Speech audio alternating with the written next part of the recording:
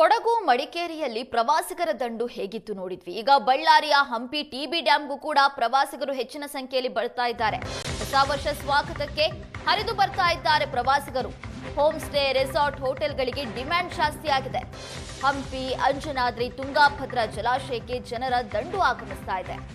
ಆಂಧ್ರ, ಮಹಾರಾಷ್ಟ್ರ, ತಮಿಳುನಾಡಿನಿಂದ ಪ್ರವಾಸಿಗರ ಆಗಮನವಾಗ್ತಾ ಇದೆ. ದೇವರ ದರ್ಶನ ಜೊತೆಗೆ ಹಂಪಿ ಸ್ಮಾರಕಗಳನ್ನ ಕಣ್ತುಂಬಿಕೊಳ್ತಾ ಇದ್ದಾರೆ ಜನ. ಪ್ರತಿ ವರ್ಷ ಕೂಡ ಹಂಪಿಗೆ ಅತಿ ಹೆಚ್ಚಿನ ಸಂಖ್ಯೆಯಲ್ಲಿ ಪ್ರವಾಸಿಗರು ಭೇಟಿ ಕೊಡ್ತಾರೆ.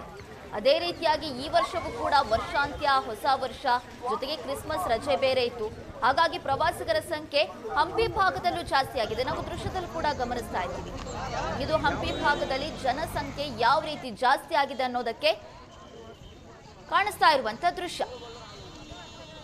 ತುಂಗಾಭದ್ರಾ ನದಿ ತಟ, ಹಂಪಿ, ಬಳ್ಳಾರಿ ಜಿಲ್ಲೆಯಲ್ಲೂ ಕೂಡ ಪ್ರವಾಸಿಗರ ಸಂಖ್ಯೆ ಜಾಸ್ತಿ ಆಗಿದೆ. ಐತಿಹಾಸಿಕ ಸ್ಮಾರಕಗಳನ್ನ ಕಣ್ತುಂಬಿಕೊಳ್ಳೋದಕ್ಕೆ ಅತಿ ಹೆಚ್ಚಿನ ಸಂಖ್ಯೆಯಲ್ಲಿ ಪ್ರವಾಸಿಗರು ಇದ್ದ ಕಡೆ ಹೆಚ್ಚಾಗ್ತಿದ್ದಾರೆ. ಟ್ರಾಫಿಕ್ ಜಾಮ್ ಆಗ್ತಾ ಇದೆ. ಜೊತೆಗೆ ಪ್ರವಾಸಿ ಮಂದಿರಗಳು ಕೂಡ ಫುಲ್ ಆಗ್ತಾ ಇದೆ. ಹೊಸ ವರ್ಷ ಸ್ವಾಗತಕ್ಕೆ ಹರಿದು ಬರ್ತಾ ಇದ್ದಾರೆ ಪ್ರವಾಸಿಗರು. ಹೋಮ್ ಸ್ಟೇ, ರೆಸಾರ್ಟ್, ಹೋಟೆಲ್ಗಳಿಗೆ ಡಿಮ್ಯಾಂಡ್ ಜಾಸ್ತಿ ಆಗಿದೆ. ಹಂಪಿ, ಅಂಜನಾದ್ರಿ, ತುಂಗಾಭದ್ರಾ ಜಲಾಶಯಕ್ಕೆ ಜನರ ದಂಡು ಆಗಮಿಸ್ತಾ ಇದೆ. ಆಂಧ್ರ, ಮಹಾರಾಷ್ಟ್ರ, ತಮಿಳುನಾಡಿನಿಂದ ಪ್ರವಾಸಿಗರ ಆಗಮನವಾಗ್ತಾ ಇದೆ.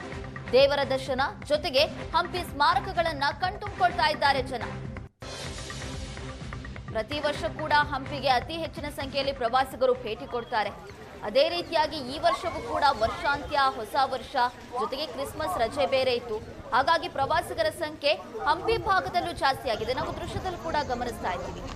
ಇದು ಹಂಪಿ ಭಾಗದಲ್ಲಿ ಜನಸಂಖ್ಯೆ ಯಾವ ರೀತಿ ಜಾಸ್ತಿ ಆಗಿದೆ ಅನ್ನೋದಕ್ಕೆ ಕಾಣಿಸ್ತಾ ಇರುವಂತ ದೃಶ್ಯ.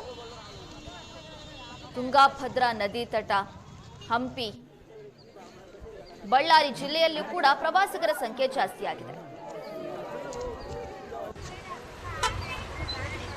ಐತಿಹಾಸಿಕ ಸ್ಮಾರಕಗಳನ್ನ ಕಣ್ತುಂಬಿಕೊಳ್ಳೋದಕ್ಕೆ ಅತಿ ಹೆಚ್ಚಿನ ಸಂಖ್ಯೆಯಲ್ಲಿ ಪ್ರವಾಸಿಗರು ಇದ್ದ ಕಡೆ ಹೆಚ್ಚಾಗ್ತಿದ್ದಾರೆ. ಟ್ರಾಫಿಕ್ ಜಾಮ್ ಆಗ್ತಾ ಇದೆ. ಜೊತೆಗೆ ಪ್ರವಾಸಿ ಮಂದಿರಗಳು ಕೂಡ ಫುಲ್ ಆಗ್ತಾ ಇದೆ.